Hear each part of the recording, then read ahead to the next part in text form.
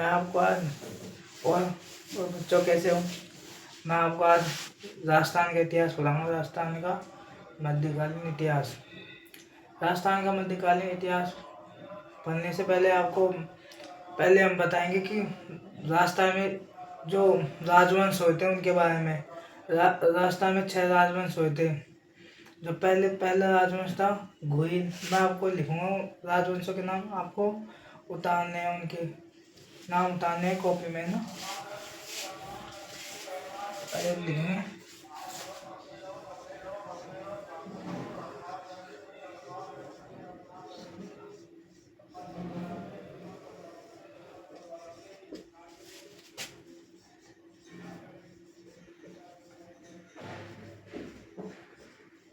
राजस्थान का मध्यकालीन इतिहास।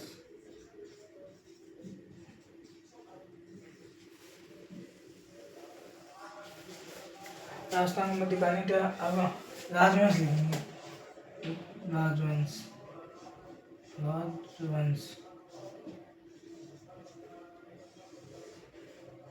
राजस्थान का मध्यकालीन इतिहास में राजस्थान का इतिहास है आपको। राजस्थान का इतिहास। राजस्थान का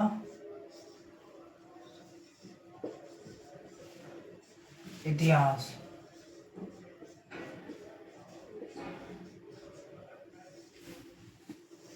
टॉपिक जानना है राजस्थान का। अब पहले जानना है आपको राजवंश के बारे में। राजवंश हुए थे राजस्थान में 6। पहले का नाम है घुइल। पहले राजवंश घुइल।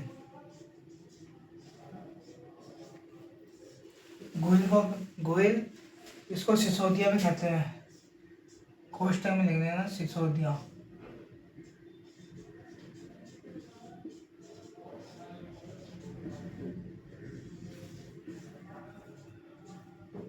घुइल सिसोदिया। दूसरा राठौड़।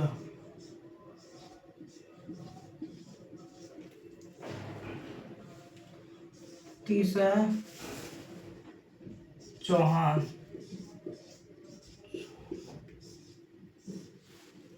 चौथा कछुआ।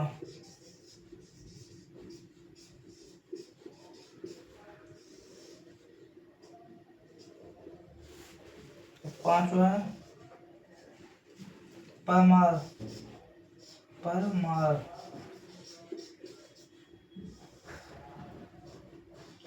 छठा है प्रतिहार।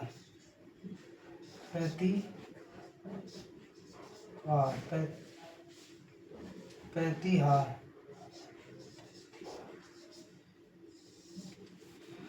हमने राजस्थान के 6 मतलब पहले राजवंश पढ़ेंगे। राजवंश गोइल के बारे में। गोइल ने खाकर राज किया था। मेवाड़ में किया था ज्यादातर गोइलों ने। फिर राठौड़ों के बारे में पढ़ेंगे। राठौड़ वंश के, फिर चौहान वंश के बारे में, फिर कछुआ वंश के बारे में पढ़ेंगे। फिर उसके बाद में परमार, फिर प्रतिहार। फिर उसके बाद में ये छह जो राजवंश है इनकी व्यवस्थाएं भी थी। जैसे राजनीतिक व्यवस्था, प्रशासनिक व्यवस्था, सांस्कृतिक व्यवस्था, राजस्व व्यवस्था। मतलब राजनीति में उन्होंने क्या था, प्रशासन में उन्होंने प्रशासनिक अधिकारियों के बारे में जानकारी करेंगे। पूरा राजस्व में उन्होंने कितने प्रकार के कर लगाए थे, चरी कर, तलवार बंधाई कर। और सांस्कृतिक व्यवस्था, सांस्कृतिक में क्या क्या निर्माण इनके इधर व्यवस्थाएं लिखते हैं इनकी।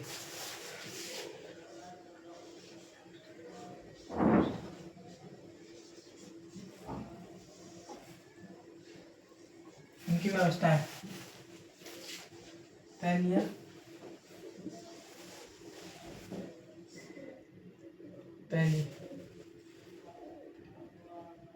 राजनीतिक व्यवस्था।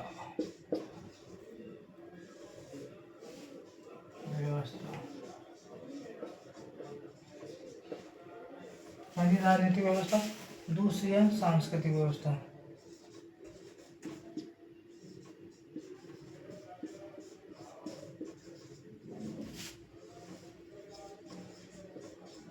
सांस्कृतिक व्यवस्था। तीसरी है राजनीतिक, सामाजिक, सांस्कृतिक। और तीसरी है प्रशासनिक, तीसरी प्रशासनिक व्यवस्था, प्रशासनिक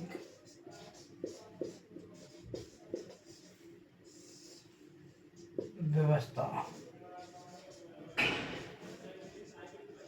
व्यवस्था। और चौथी है भू राजस्व व्यवस्था, भू राजस्व व्यवस्था।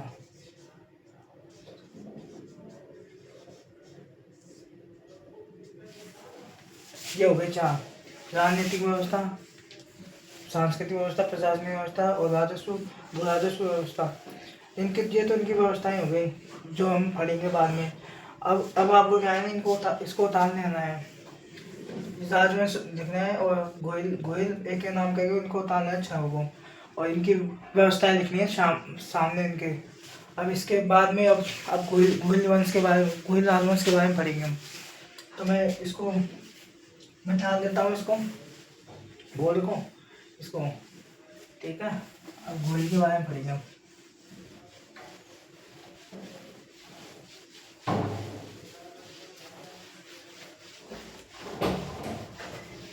अब पहला है गोयल, गोयल वंश के बारे में पढ़ेंगे। पहला है गोयल, गोयल, गोयल वंश। जो ये गोयल वंश है, इसकी स्थापना गोयल ने की थी। गोयल नाम के एक व्यक्ति है, उसने गोयल वंश की स्थापना की थी, जिसकी स्थापना की थी 566 ईस्वी में। जो ये गोयल वंश की जानकारी है जो हमें सामूली अभिलेख से प्राप्त होती है। सामूली अभिलेख वो होते हैं जैसे पत्तों पे लिखे जाते हैं ना, पत्तों पे लिखे जाते हैं। ये जैसे कोई भी मतलब निर्माण कार्य का आता है, कुछ भी मंदिर का, तो बाहर लिखे जाते हैं फलाना मतलब प्रधानमंत्री ने इसका निर्माण करा। वो ऐसे अभिलेख होते हैं जो पत्थरों पे लिखे होते हैं। तो हमें एक अभिलेख मिलता है सामूली अभिलेख, जो उदयपुर में है। तो हम गोयल वंश के बारे में बताते हैं। 566 ईस्वी में, 566 ईस्वी में गोयल ने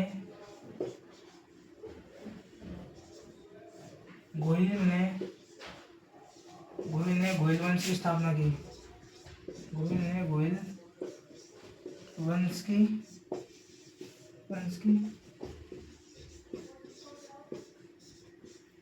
स्थापना की थी।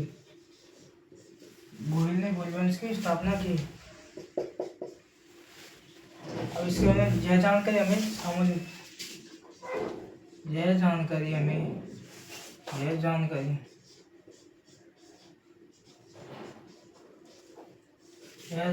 हमें सामूली अभिलेख, कौन सा अभिलेख? सामूली अभिलेख,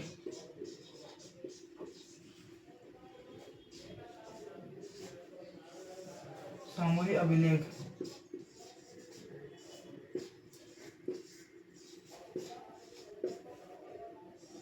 यह जानकारी हमें सामूली अभिलेख जो 646 ईस्वी का है। सामूली अभिलेख बराबर 646 ईस्वी का है, जो 646 ईस्वी का है, मतलब आज से 15 साल पहले की बात है। ये सामूली एक गांव था, पहले सामूली एक गांव था उदयपुर में। ये सामूली का गांव है उदयपुर में, तो वहां से ये हमें अभिलेख प्राप्त होता है। फिर यह अभिलेख, सामूली अभिलेख हमें राजा शिलादित्य के बारे में जानकारी देता है। जो गोयल का मतलब गोयल के बाद में जो राजा बना था ना, उसके बारे में जानकारी देता है। गोयल पहले था, उसके बाद में 5वां राजा था राजा शिलादित्य का। यह अभिलेख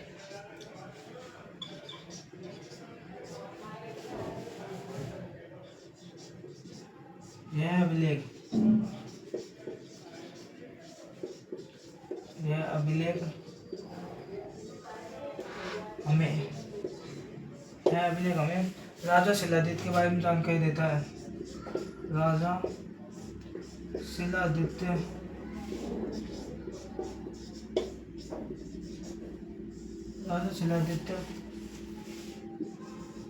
के बारे में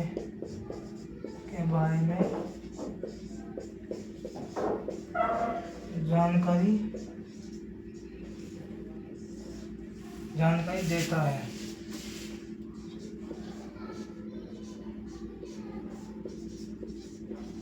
जानकारी देता है। ये राजा शिलादित्य जो है, ये राजा शिलादित्य जो है गोहिल का 5वां वंश था। यह 5वें नंबर का राजा था, मतलब यह गोहिल वंश का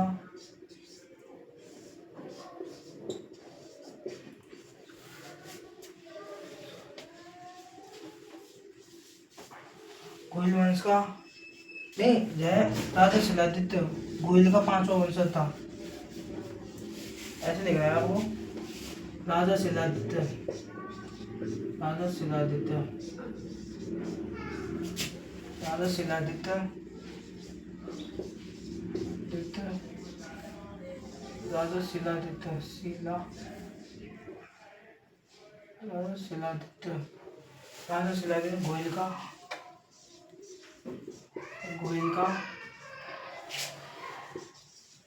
का 5वां वंशज था। 5वां वंशज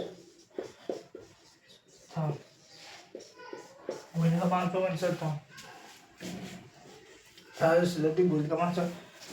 यह अभिलेख, यह सामूहिक अभिलेख हमें जहावर माता मंदिर की जानकारी देता है। तो उदयपुर में एक जहावर माता मंदिर है, उसकी जानकारी देता है यह अभिलेख। कौन सा? सामूहिक अभिलेख।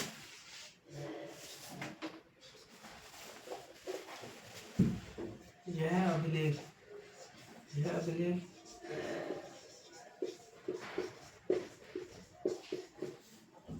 हमें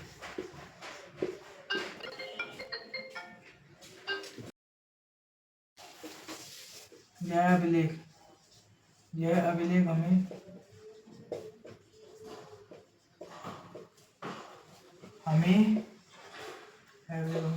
जावर माता मंदिर की जानकारी देता है। जावर माता मंदिर की जानकारी देता है। यह जावर माता मंदिर की जानकारी देता है। यह अभिलेख हमें जावर के खनन की भी जानकारी देता है। जावर के खनन की भी जानकारी देता है।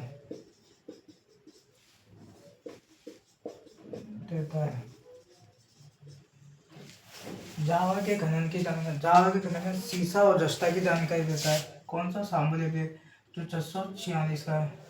सीसा और जस्ता की जानकारी। गोहिल वंश की 24 शाखाएं थी। इस अभिलेख का गोहिल वंश की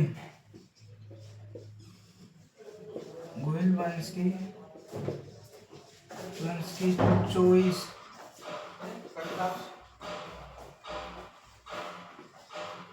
शाखाएं थी।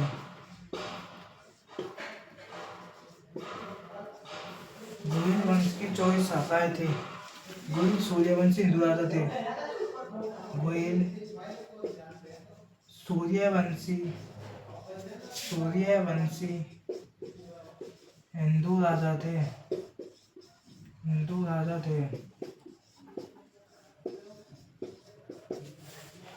जैसे जब तक सूरज चांद रहेगा, फलाना जी का नाम रहेगा। जब तक सूरज चांद रहेगा, मतलब जब तक सूर्य रहेगा, जब तक इनका नाम रहेगा, मतलब उसी के नाम पर इन्होंने अपना नाम रखा कि हम सूर्यवंशी हिंदू राजा हैं।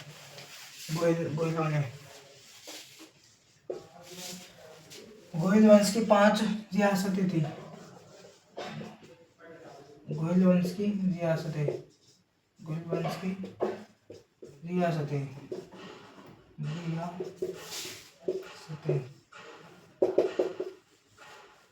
पहली है मेवाड़। मेवाड़ में देखो,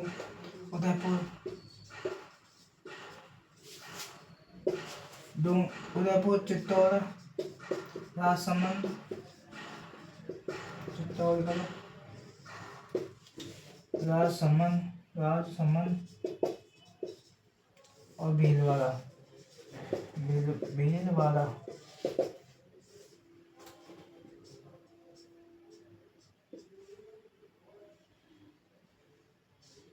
भीलवाड़ा। दूसरी है डूंगरपुर।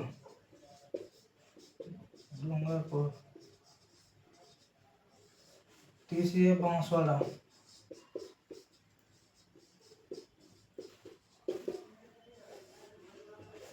चौथी है प्रतापगढ़।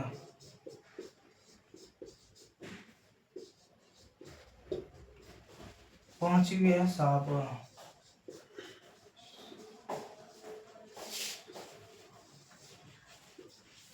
गोहिल वंश की 5 रियासतें मेवाड़ डूंगरपुर बांसवाड़ा प्रतापगढ़ और शाहपुरा। मेवाड़ के अंदर उदयपुर चित्तौड़गढ़ राजसमंद भीलवाड़ा राज्य है। गोहिल वंश की रियासतें और उसके बाद में पढ़ेंगे गोहिल वंश की कहाँ शासन किया था।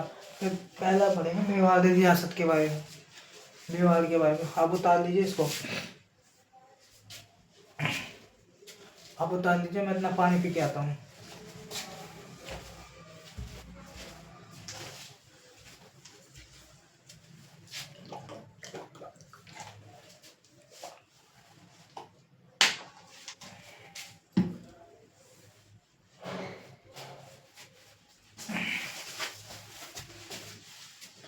उतार लिए।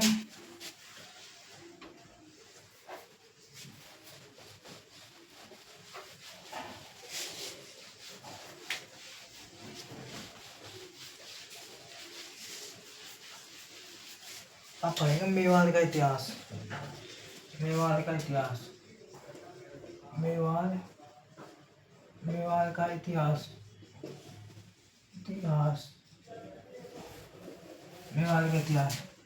मेवाड़ का इतिहास जानने से पहले हमें मेवाड़ के प्राचीन नाम याद होने चाहिए। मेवाड़ के 3 प्राचीन नाम थे, मेघपाल, बागवाल, शिवी जनपद। पहला है मेवाड़ के प्राचीन नाम। मेवाड़ के प्राचीन नाम। पहला है मेघपाल। दूसरा है बागवाल।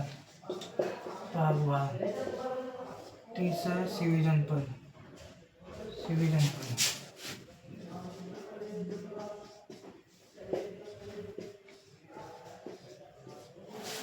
मेघपाल, बागवाल, शिवी जनपद।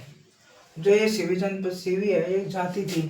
यह क्या है? जाति थी जो सिकंदरों से हल्का पंजाब में आई हुई थी। अब मेवाड़ में ज्यादातर गोहिल वंश का शासन था। मेवाड़ में गोहिल वंश का शासन था।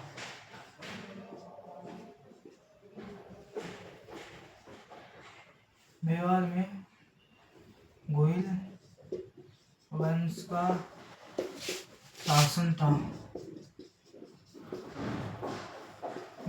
गोहिल वंश का शासन था। अब क्या हुआ? अब पहला राजा था मेवाड़ में बापा रावल। पहला राजा था बापा रावल।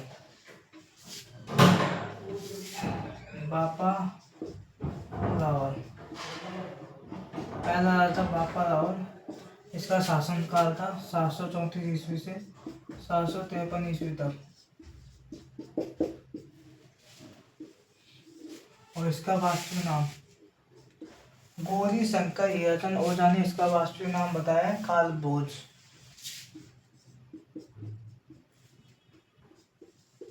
वास्तविक नाम बाबा कालभोज। जो ये बापा रावल है यह हरित ऋषि का शिष्य था। हरित ऋषि का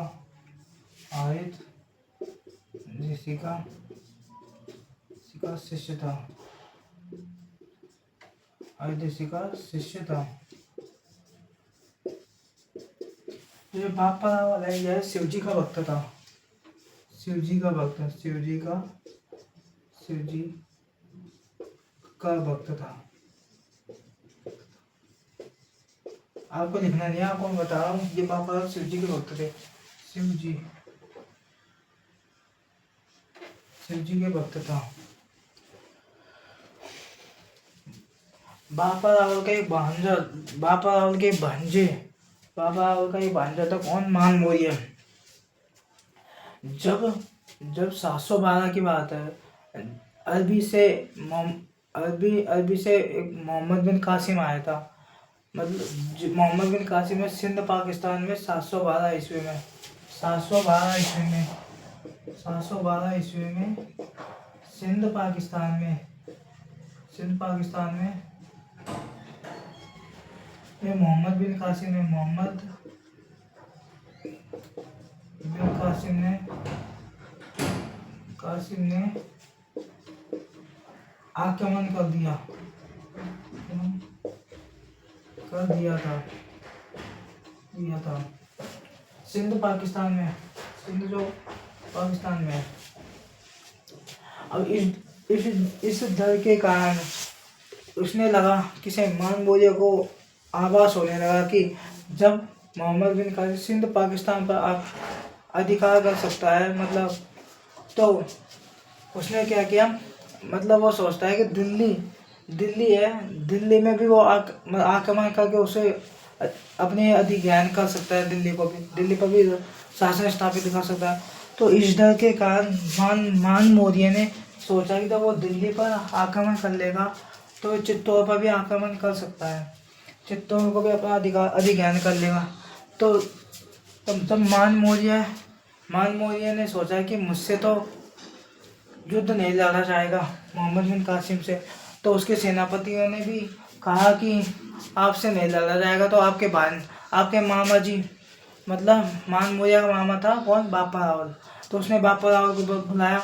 बापा रावल से पहले बापा रावल को हारित ऋषि ने आशीर्वाद दिया था कि तू थोड़े दिन बाद में चित्तौड़ का राजा बनेगा, कि मैं तुझे आशीर्वाद दे रहा हूँ। तो बापा राव का आशीर्वाद दे रखा था। बापा खुशी हो गया कि मैं तो अब राजा बनने वाला हूँ चित्तौड़ पे। उसने कहा कोई दिक्कत नहीं, मैं बन जाऊंगा। बापा राव राजा बन गया। बापा राव तो ताकतवर भी था। बापा 1280 किलो की तो तलवार रखता था। बापा राव का एक मास्टर नाम महेश था। बापा राव युद्ध कर सकता था उसके साथ। तो 734 ईस्वी में बापा राव ने मान मौर्य को हटाया और बापा राव को चित्तौड़ का अधिकार चित्तौड़ दे दिया गया। अब मैं लिखता हूँ 734 ईस्वी में मान मौर्य को हराया,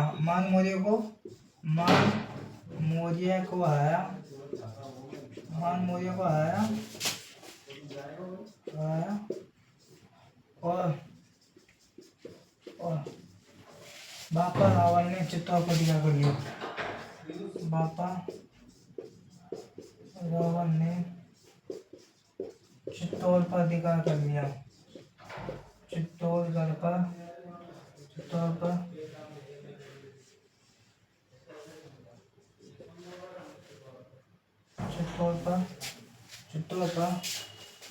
अधिकार कर लिया। चित्तौड़ पर अधिकार कर लिया था।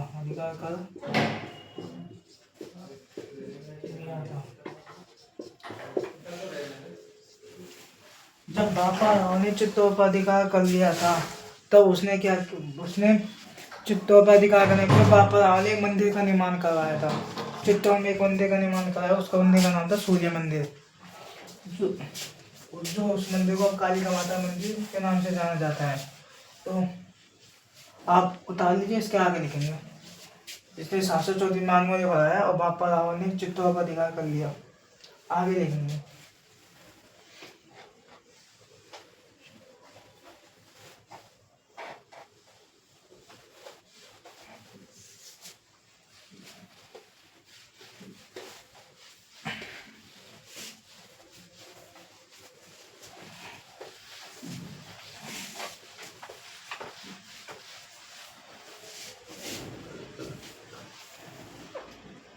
इसने किसने पापा रावल ने इसने चित्तौड़ में सूर्य मंदिर का चित्तौड़ में सूर्य मंदिर का निर्माण करवाया था।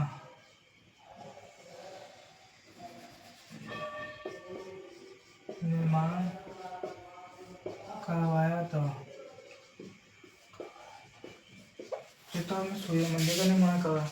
जो ये सूर्य मंदिर है इसको अब कालिका माता मंदिर के नाम से जाना जाता है। इसे अब कालिका माता मंदिर के नाम से जाना जाता है। कालिका माता मंदिर के नाम से जाना जाता है सूर्य मंदिर। अब बापा रावल ने क्या किया ना, बापा रावल की राजधानी थी नागदा उदयपुर। तो बापा रावल ने नागदा उदयपुर में एकलिंग जी का मंदिर बनवाया था। नागदा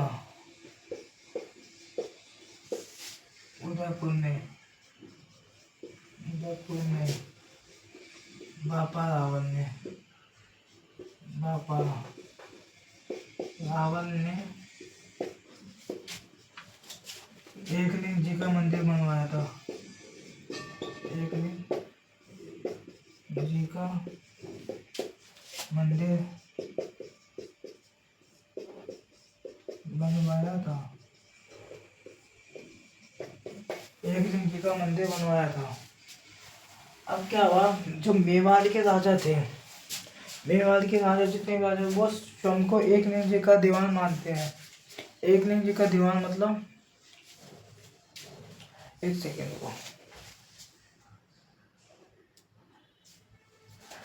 एकलिंग जी का दीवान मतलब जैसे आप मतलब कोई भी काम कर रहे हो तो आपको कोई काम पूरा हो जाता है तो आप ऐसे कहते हो कि मेरे तो ऊपर वाले की देन है, मतलब भगवान की देन है, उसी के वजह से मेरा ये काम हो गया। मतलब वैसे ही ये मतलब राजा महाराजा भी ये भी कहते थे कि हम तो एकलिंग जी के दीवान है, हमारा तो उन्हीं का आशीर्वाद है, उन्हीं के आशीर्वाद से हमारा सारे का हुए हैं।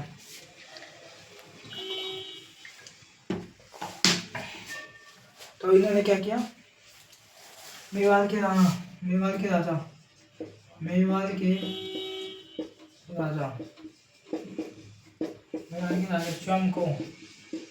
स्वयं को एकलिंग जी का दीवान मानते हैं। एकलिंग जी का दीवान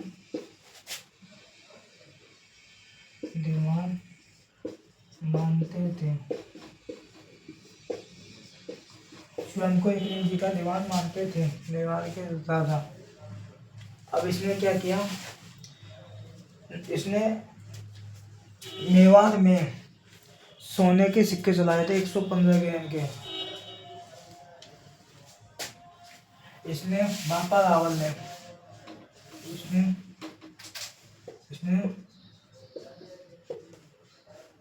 मेवाड़ में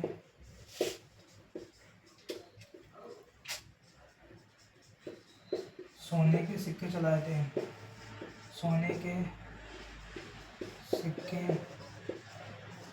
मेवाड़ में सोने के सिक्के चलाए थे 115 ग्राम के। 115 ग्राम के। अब क्या होता है, ये बापा रावल जो मोहम्मद बिन कासिम ने जो आक्रमण किया था ना, तो यह मुस्लिम और मुसलमानों की सेना आई थी। उस मुसलमानों की सेना को हराते हुए यह गजनी तक चला गया था, गजनी अफगानिस्तान तक चला गया था। कौन, बापा रावल। इसने यह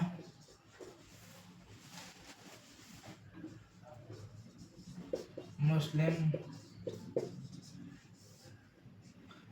सेना को हराते हुए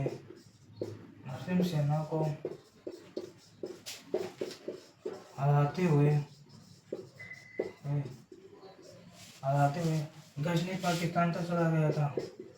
गजनी पाकिस्तान नहीं, गजनी अफगानिस्तान तक चला गया था। गजनी जो अफगानिस्तान में है। गजनी गजनी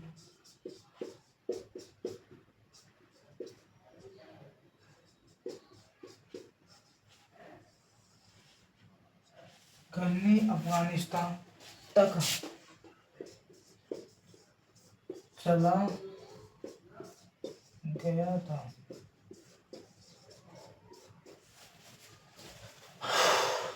अफगानिस्तान तक चला गया था और इसने गजनी के किसने बाबर राव ने गजनी के सलीम को हटाकर इसने इसने इसने गजनी के सलीम गजनी के राजा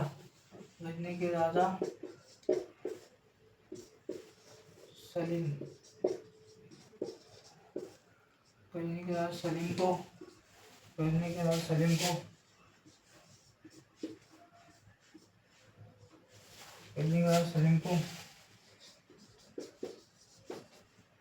सलीम को हराकर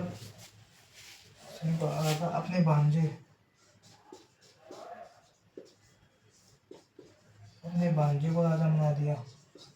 अपने भांजे को राजा बना दिया।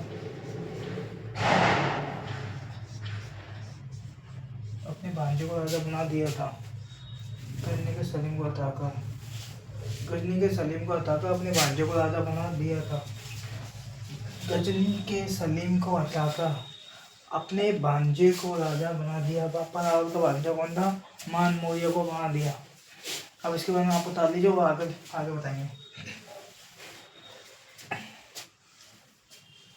बता लीजिए।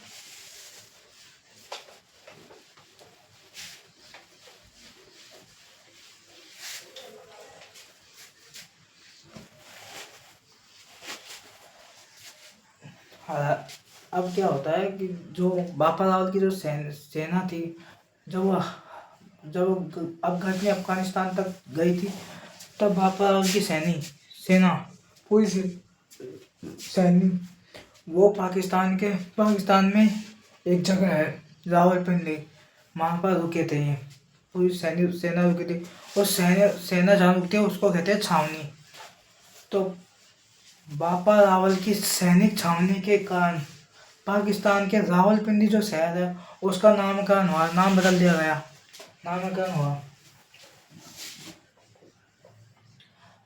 बाबर रावल की सैनिक छावनी के कारण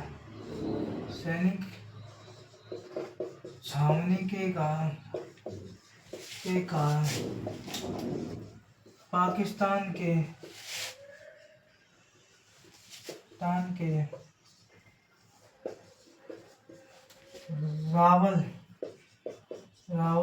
शहर का नामकरण हुआ।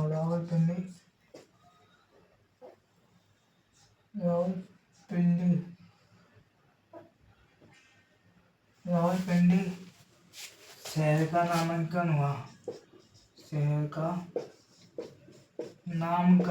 नामकरण हुआ था।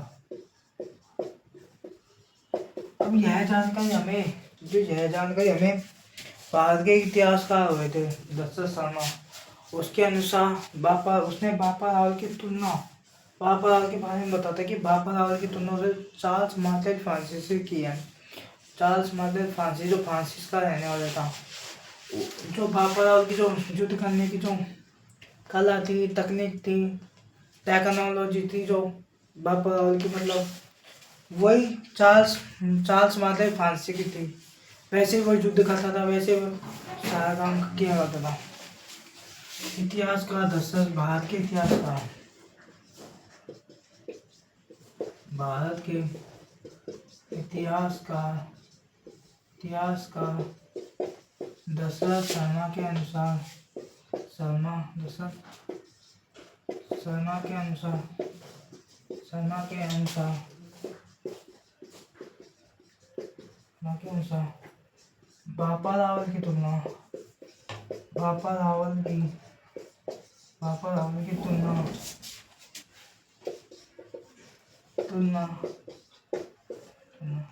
चार्ल्स चार्ल्स मार्टेल फ्रांसीसी से की है। चार्ल्स मार्टेल फ्रांसीसी से की थी। किसने? इतिहासकार दशरथ शर्मा ने बाबर रावल की तुलना चार्ल्स मार्टेल फ्रांसीसी से की थी। हम इसके बारे में बाबर रावल की उपाधियाँ पढ़ेंगे। बाबर रावल की उपाधियाँ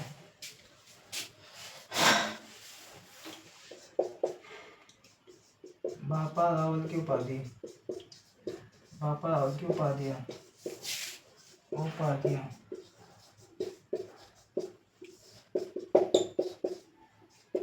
पहली उपाधि थी हिंदू सूरज।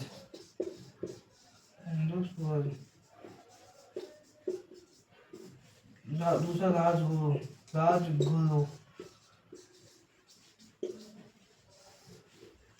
तीसरा चकवे।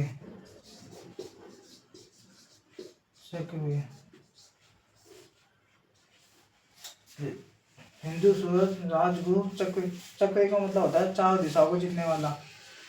ये बाबर रावल की उपाधियां हैं। आप बता दीजिए।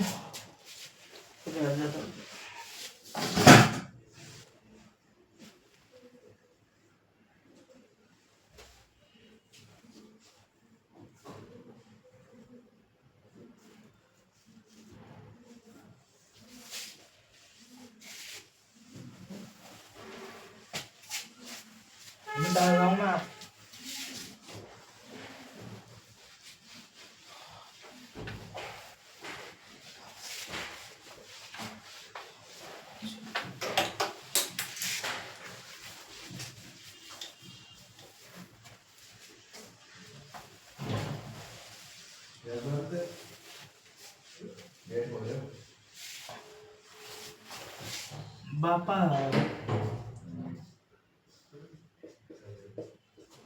बाबर रावल अपने अंतिम दिनों में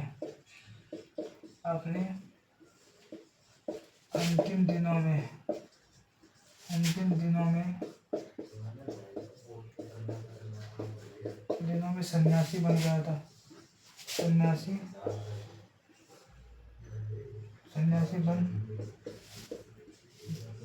सन्यासी बन गया था। बाबर रावल अपने अंतिम दिनों में सन्यासी बन गया था और इसने अपने बेटे बाबर रावल ने अपने बेटे हुमायूं को राजा बना दिया। हुमायूं को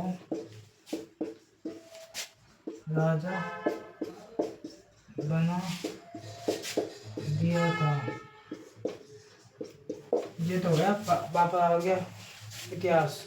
अब दूसरा राजा पढ़ेंगे, उसके लिए आपको 3-4 लाइन छोड़नी पड़ेगी। दूसरा राजा अल्लद। अगला राजा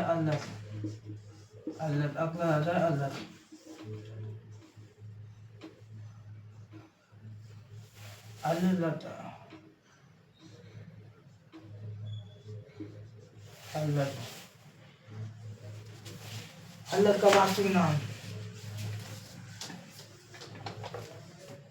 इसका वास्तविक नाम था आलू रावल। वास्तविक नाम आलू आवाज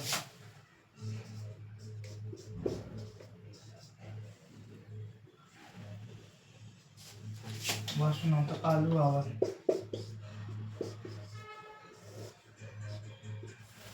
इसके बाद सुना था आलू आवाज। इसने आलू आवाज इसका अलग का आलू आवाज नाम इसलिए पड़ा है क्योंकि आलू ज़्यादा खाया करता था। आलू ज़्यादा खाया करता था। और दूसरी जानकारी दें, इसने आहार में इसने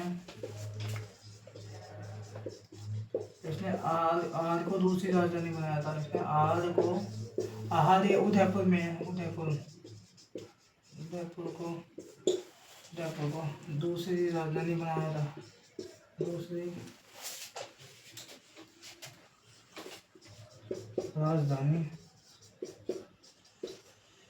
बनाया था।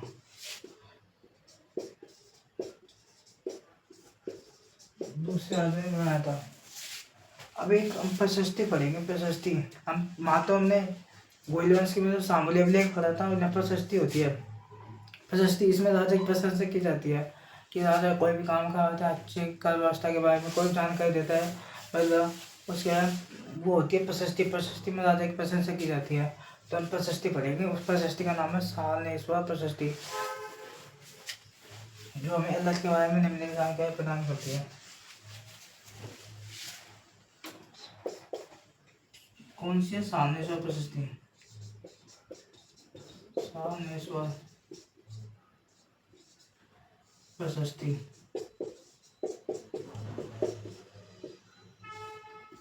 953 ईस्वी की। जो ये सालनेश्वर प्रशस्ति है, ये स्वर है ना, स्वर ये शिव जी के हैं। स्वर जहाँ भी आपको स्वर लगे वह शिव जी का मंदिर है। जहाँ स्वर लगे आपको स्वर दिख जाए, स्वर दिखाया जाए, ये मान लेना आप शिव जी से रिलेटेड है। शिव जी का कहता मंदिर है, कुछ भी मतलब शिव जी से रिलेटेड है ये स्वर का मतलब। सालनेश्वर प्रशस्ति 953 की है। यह अभी यह प्रशस्ति हमें अल्लाह के बारे में निम्नलिखित जानकारी प्रदान करती है।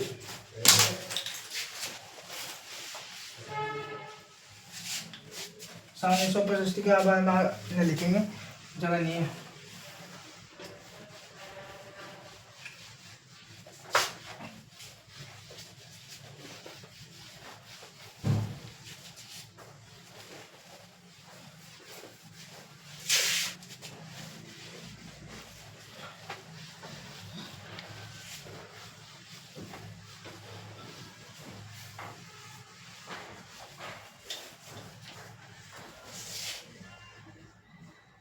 सालनेश्वर प्रशस्ति 953 ईस्वी की। यह हमें अल्लाह के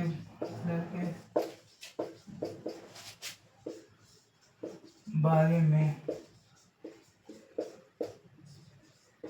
निम्नलिखित अल्लाह के बारे में निम्नलिखित जानकारी प्रदान करती है। जानकारी प्रदान करती है। पहली कर व्यवस्था के बारे में। कर व्यवस्था के बारे में।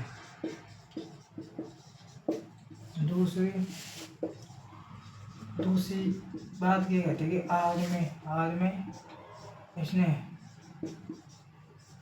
अल्लाह ने बड़ा एक विष्णु जी का मंदिर होता है।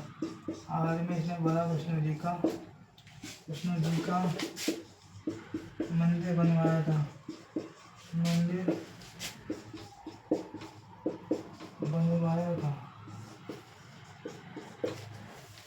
था। और तीसरी जानकारी देती है, इसने अल्लाह ने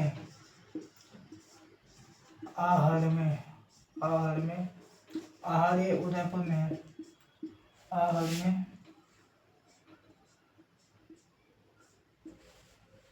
प्रशासनिक अधिकारियों की नियुक्ति की थी। प्रशासनिक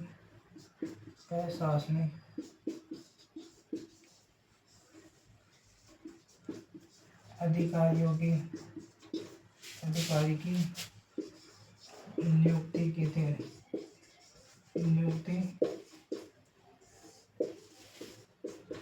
थी। प्रशासनिक अधिकारी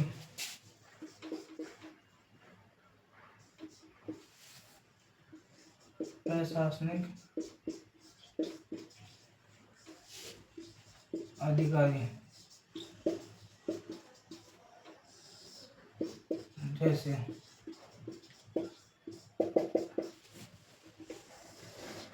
पहला अमात्य, राजा महाराजा के टाइम जो मुख्यमंत्री है उसको अमात्य कहते थे। अमात्य होता है मुख्यमंत्री।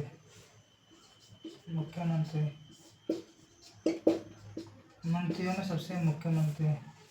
दूसरा होता है संधि विभाग।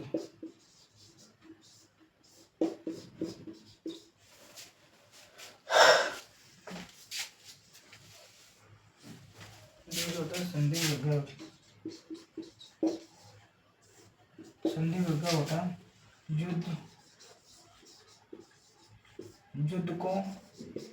युद्ध करना व युद्ध शो करना व शांत करना।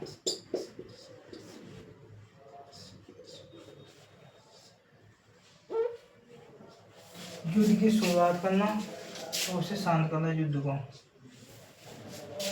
और तीसरा होता है अक्षपत्ली।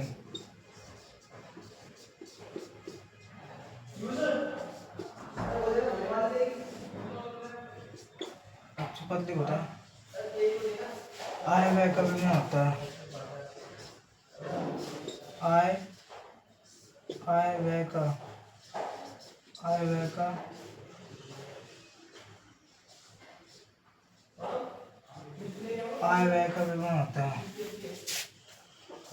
विवरण होता है। और चौथा होता है विषवादी राज।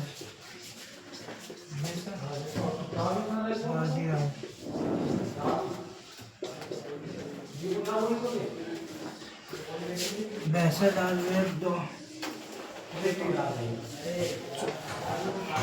ये चौथे को मैं नहीं देता हूँ, चौथा और पांचवा को। चौथा वैसे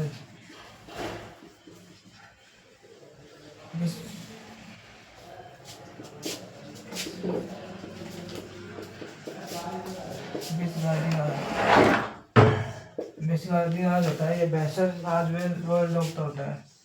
बैसर राजवेद रोयल डॉक्टर होता है। और पांचवा होता है बंदीपति। ये तीन अलग है। जो ये वाले हैं ये इससे आगे चौथा नंबर का है बंदीपति। बंदीपति वह होता है जो राजा की राजा की प्रशंसा करे। जो राजा की प्रशंसा करे। राजा की प्रशंसा करे मतलब जैसे राजा जब भी दरबार के अंदर जाता है तो दो सेनापति भाला तलवार लेकर खड़े होते हैं। तो वो कहते हैं कि राजा साहब पधार रहे हैं दरबार में। मतलब राजा की प्रशंसा की जाती है तो उसको कहते हैं बंदीपति। और विषवादी होता है बैसर डॉक्टर होते हैं राजा महाराजा के वो होते हैं। उसके बाद अमात्य होता है मुख्यमंत्री होता है। और संधि जो युद्ध शुरू करना उसको शांत करना। अक्षपत्ली आय व्यय का विवरण है। जितने राजा महाराजा पैसों के मामले में वो मान्य था।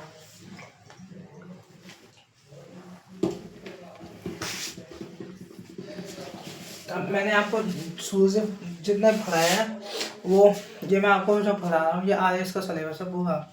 इसमें से आपको सभी क्वेश्चन मिलेंगे RS के प्री में मैथ्स में। आप उठा के देख लेना पेपर को। मैं आपको दोबारा से मतलब रिवाइज कर, जो मैंने आपको लिखवाया था सीक्वेंस और वैसे आपको लिखना है।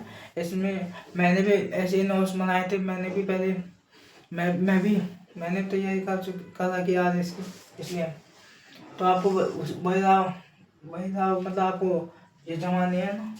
और इनको आप यदि आप इनको याद कर लोगे ना तो आपका RS में सिलेक्शन होने से कोई नहीं रोक सकता।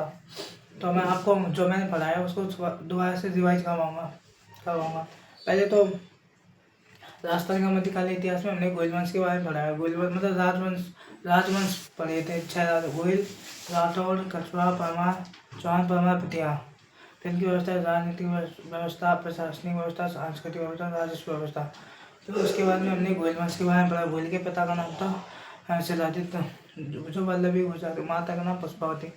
और गोयल वंश के बारे में पढ़ने से 566 में गोयल ने गोयल वंश की स्थापना की थी।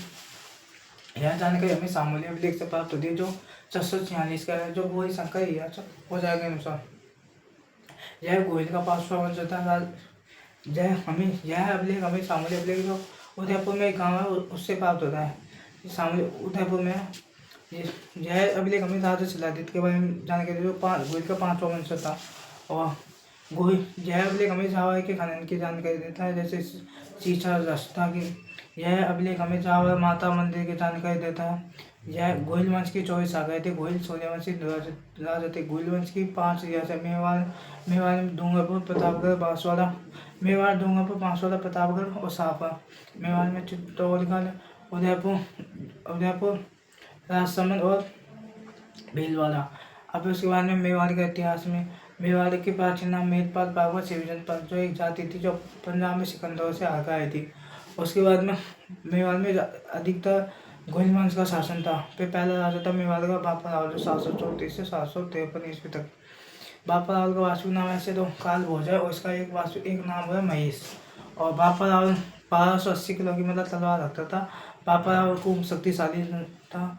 बापा रावल एक हरित ऋषि का शिष्य था। बापा रावल शिवजी का भक्त था। बापा रावल ने 734 में महान मौर्य को हराकर चित्तौड़ पर अधिकार कर लिया। बापा राव ने चित्तौड़ में एकलिंग जी का सूर्य मंदिर का निर्माण करवाया, जिसे एकलिंग मंदिर कालिका माता मंदिर कहा जाता है। मेवाड़ में बापा राव ने एकलिंग जी का मंदिर बनवाया था। मेवाड़ के राजा स्वयं को एकलिंग जी का नहीं, बापा राव ने नागदा उदयपुर में एकलिंग जी का मंदिर बनवाया था। मेवाड़ के राजा स्वयं को एकलिंग जी का दीवान मानते हैं। मेवाड़ में बापा राव ने सोने के सिक्के चलाए थे 115 ग्रेन के। और यह बापा राव मुस्लिम सेना को आते हुए गजनी तक ले गया था। और उसने बापा राव ने गजनी के सलीम को हटाकर अपने भांजे को राजा बना दिया। गजनी के राजा सलीम को हटाकर अपने भांजे को राजा बना दिया। और बापा राव की सैनिक छावनी के कारण पाकिस्तान के रावलपिंडी शहर का नामकरण हुआ है। भारत के इतिहास का दशरथ शर्मा के अनुसार भारत के इतिहास का दशरथ शर्मा ने बापा रावल की तुलना चार्ल्स मार्टेल फ्रांसीसी से की थी।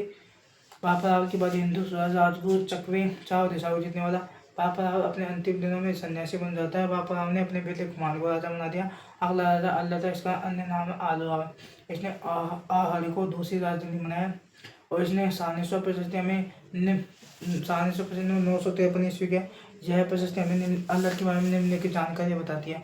प्रशस्ति वह होती है जो राजा की प्रशंसा की जाती है। उसमें पहली जानकारी देते हैं कर व्यवस्था, टैक्स के बारे में जानकारी देते। दूसरी है इसने प्रशासनिक अधिकारियों की नियुक्ति की थी अल्लाह ने, उसके बारे में। और इसने आहर में बड़ा विष्णु जी के मंदिर का निर्माण करवाया था अल्लाह ने, उसकी जानकारी देती है। पहला जो अधिकारी होते हैं प्रशासनिक अधिकारी पहले होते हैं अमात्य, जो से मुख्यमंत्री कहा जाए। संधि विग्रह जो युद्ध शुरू करना उसको शांत करने का कार्य करता है। और अक्षपतली होता है आय व्यय का विवरण रखने वाला। भिस्गाधिराज होते हैं भैंसा राजवैद्य रॉयल डॉक्टर होते हैं। बंदीपति जो राजा की प्रशंसा करता है बंदीपति कहलाता है। यदि आपको वीडियो अच्छी लगी हो तो उसे लाइक करना, सब्सक्राइब करना और शेयर करना। ऐसी वीडियो आपको डेली मिलती रहेंगी। मैं जो आपको पढ़ा हूँ ये सब RS का कोर्स है पूरा। मतलब आज इसका सिलेबस है पूरा, इसको आप याद कर लेंगे तो आपकी मतलब प्री आज इसका प्री मेन सब पास हो जाएंगे, मतलब इतिहास में से एक भी क्वेश्चन बाहर नहीं जाएगा, राजस्थान इतिहास में से। ठीक, थैंक यू, धन्यवाद।